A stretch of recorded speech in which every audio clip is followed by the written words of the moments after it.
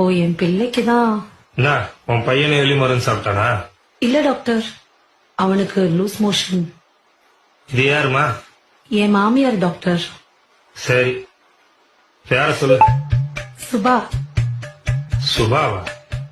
என்னம்மா பார்க்க ஆம்பளை பையனாட்டா இருக்கா, பொம்பளை பேரை வச்சிருக்க? என் பேரு டாக்டர் உன் பேரை யாருமா கேட்டா? உன் பையன் பேரை சொல்லு.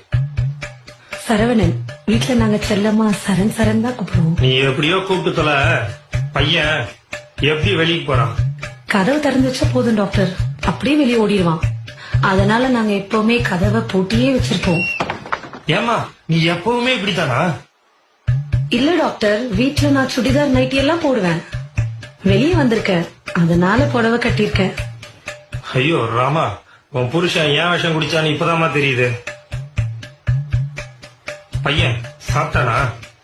இல்ல டாக்டர், அதுக்குள்ள